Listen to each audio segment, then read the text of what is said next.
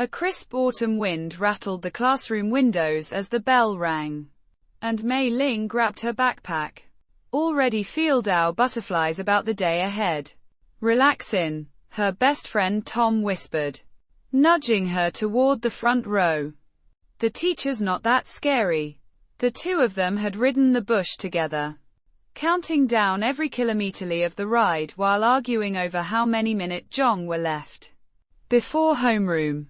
Just as they settled in, the teacher clapped twice and announced it was time to deepen the class into small groups, and everyone scrambled to separatikai into their assigned corners of the room. In the first group, a boy named Sam, tall for his age with a height that towered over the rest, was reviewing yesterday's test score sheet with a mixture of pride and dread. "You should review the vocabulary chapter tonight," the teacher reminded them, tapping the whiteboard. "It should be easy if you actually study." Sam laughed and promised he'd change his sloppy handwriting too, since his last essay had come back covered in red marks. Nearby, the school custodian dragged in a cart with the class's mail, handing out one measure fun letter per student. Apparently the pen pal service WU from the sister school overseas had finally sent replies. At lunch, the cafeteria buzzed with noise.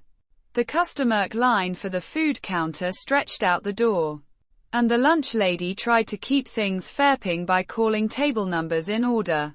Someone had smuggled in a small doggo, hidden in a backpack, and when it poked its head out, half the room gasped with laughter loud enough that a teacher came running. "That's enough goo," she scolded, though she couldn't hide her own smile. Tom leaned over and whispered a story about how he'd once done something similar in third grade, though Mei Ling suspected he was exaggerating deliberately just to make her laugh. After lunch, the mood shifted. The whole school had gathered a week earlier to raise money for new textbooks, and today the principal stood up to announce how much had been collected. When she read the total, several teachers looked genuinely moved on, and a ripple of warm feeling spread through the auditorium. The principal thanked the janitorial staff, the office workers, and every teacher for their tireless work, and led the room in a round of applause so enthusiastic it felt like a toast. Someone even joked they should cheersgun with juice boxes instead of clapping. The seniors, proud of their senior status as the oldest class, promised the high school Zhong would match the donation next term. By the final period, energy was flagging. "Just 10 more minutes," the teacher promised, glancing at the clock.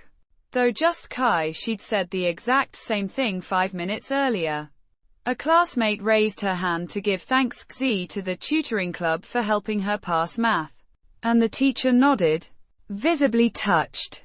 As the last bell approached, Mei Ling packed her bag and thought about how much had changed since morning.